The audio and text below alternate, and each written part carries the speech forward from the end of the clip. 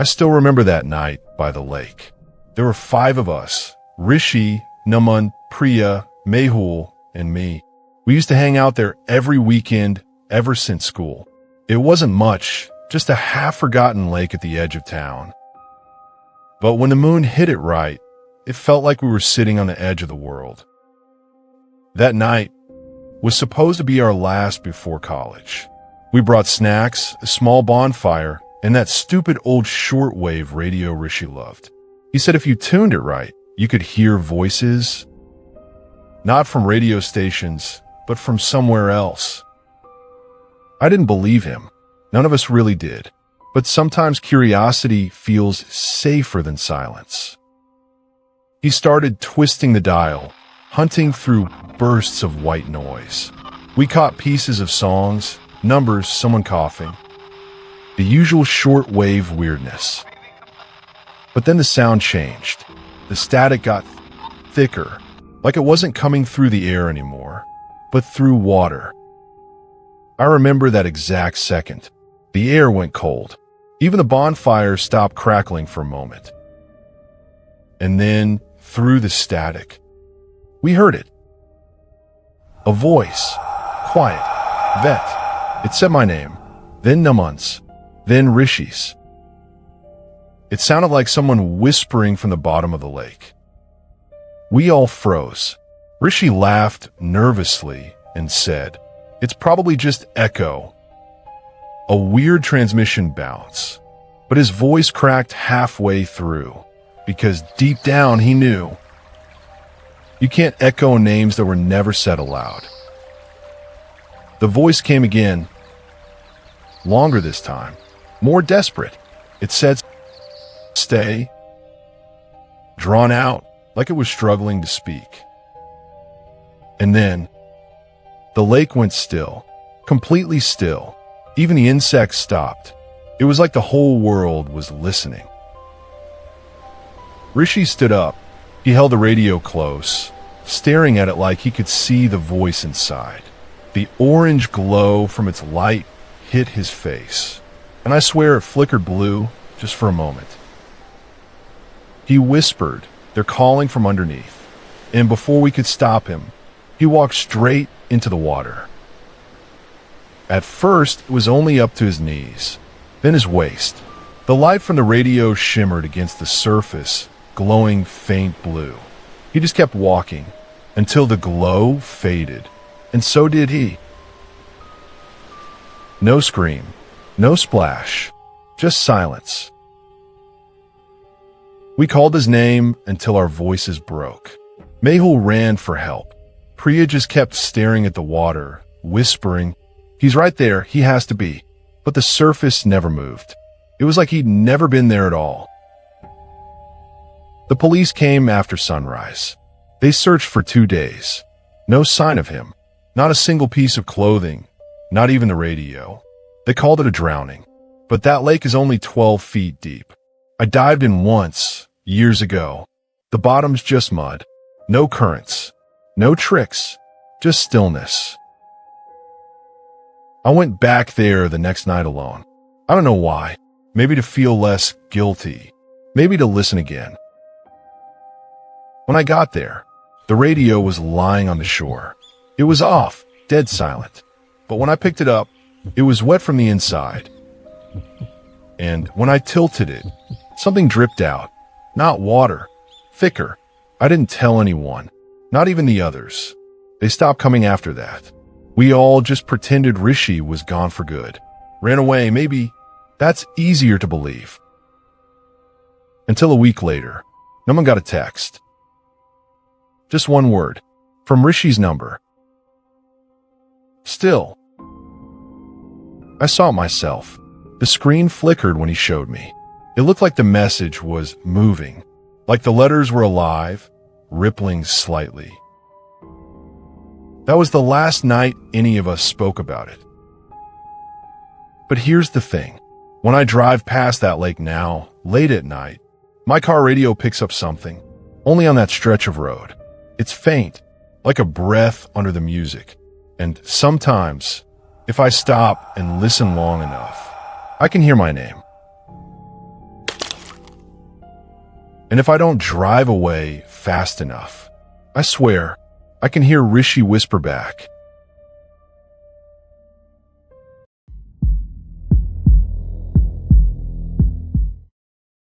I first heard of the night I moved into apartment 4B. The previous tenants had left in a hurry, leaving behind nothing but dust, boxes, and the faint, lingering hum of something. I thought it was the building's plumbing, the wind through the vents, the city's heartbeat. I was wrong. The apartment was small, almost claustrophobic. One bedroom, one bathroom, a narrow living room, and at the far end, a room that the realtor had casually called a bonus space. He smiled nervously when he showed it to me, as if afraid I'd noticed the air around it felt different. The moment I stepped inside, I felt it. Silence. Not the absence of sound, but a weight, as if the room itself was swallowing every vibration. I shrugged it off. I unpacked my things, set up my books, my laptop, my speakers. That night, I played music in the apartment. Classical, soft piano at first. Then something darker, ambient sounds, the kind that makes your skin crawl. Everything was fine until I entered the bonus room. I opened the door. My music stopped. Not in my head, but physically. The soft piano note I'd left echoing in the hallway vanished as soon as I crossed the threshold. My ears strained. Nothing. Absolute silence. I laughed nervously. That's weird, I muttered. I pressed my hand to the wall. The vibrations didn't travel. My voice, when I spoke aloud, seemed to vanish in the air. Curiosity won. I started experimenting. Clapping, shouting, banging my fist on the wall. Every sound disappeared. The room ate it. No echoes. Just emptiness. That night, I dreamed of the room, or rather, of what lived in it. Shadows that moved without light. Shapes that pressed against walls, listening. My own voice calling for help, swallowed before it could leave my lips. I woke in a cold sweat, convinced I could still hear the faintest hum, a vibration too soft for normal ears, but too persistent to be ignored. The next day, I tried to record it. Microphones, smartphones, even a professional audio recorder. Nothing. The room registered silence. I started calling it the Devourer, though I didn't say it aloud. My friends thought I was joking, but when I returned to 4B that evening, I found something strange. The air smelled different, denser, heavy. My own movements sounded muted, like the world itself had been wrapped in velvet. I tried music again, a low hum from my laptop. It didn't play. It didn't even attempt to. It simply refused. I tried speaking aloud. Hello. My voice fizzled out before reaching the room's center. I thought it was a trick of acoustics, but then I heard it, a whisper, not mine, coming from the room itself. Don't make a sound. I froze.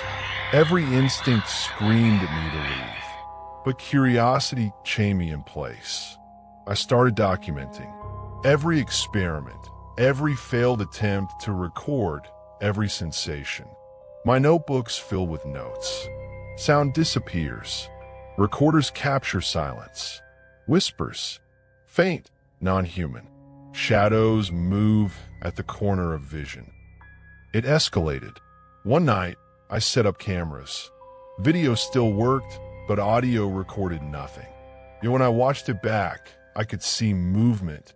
Objects shifted slightly between frames. The air itself seemed to ripple, and occasionally, a dark figure appeared, stretching the shadows in impossible ways. I tried to leave, pack up, call a friend, get out. But the room wouldn't let me. Every time I crossed its threshold, my own voice failed. My phone, my laptop, every device capable of sound silent. I tried yelling through the windows, but my voice didn't escape. Panic gripped me, and then came the scraping. It started as a faint sound, a rasping along the walls like fingernails dragging slowly, deliberately. I couldn't place it first, but the noise moved with me. I turned the lights on. Empty room. No furniture moved. No drafts. Just the silence swallowing everything else. The whispers returned. Clearer now. Words I didn't understand at first. Then phrases. Commands. Please. Sometimes my own name. Stay, don't leave, listen. I realized the room was alive. Not alive in a traditional sense, but sentient. It had learned. It had absorbed the sound around it for decades, maybe centuries. It remembered every conversation, every whisper, every scream that had ever occurred within its walls. And it was hungry. Hungry for noise, for life, for me. I tried covering the room, sealing it off. Curtains, blankets, even furniture. Nothing worked. The moment I touched the door, the room resisted, vibrating slightly, a pressure against my hand. My own footsteps echoed as if someone else walked beside me. Yet I was alone. The final night, I made a terrible mistake. I tried to record a scream, to force the room to show itself. I shouted. My voice hit the walls. The sound didn't vanish. The room didn't swallow it. It retaliated. The air trembled. My own scream warped into something monstrous, repeated back at me in a dozen layers, twisted and distorted. I clutched my ears, but the sound penetrated. The walls themselves shuddered, bending subtly, impossibly. Shadows poured from the corners, pooling into a solid, writhing mass. I don't remember much after that, only waking up outside the apartment building. My belongings gone, the room gone too. For weeks, I told myself it was a hallucination, a psychotic break, maybe, but I can still hear it. Not in the room, not in my apartment. It follows me, in the hum of fluorescent lights, the creak of floors, the muffled voices in the subway. It waits, absorbing, always hungry. They say that sound carries memory. I know now that sound carries life. And some rooms don't just absorb noise. They devour it. I've moved since then, far away, but I never speak above a whisper. Music terrifies me. Phones lie dormant in drawers. I carry a small recorder now, hoping to catch it if it finds me. Because one day it will. And when it does, it will eat everything I am.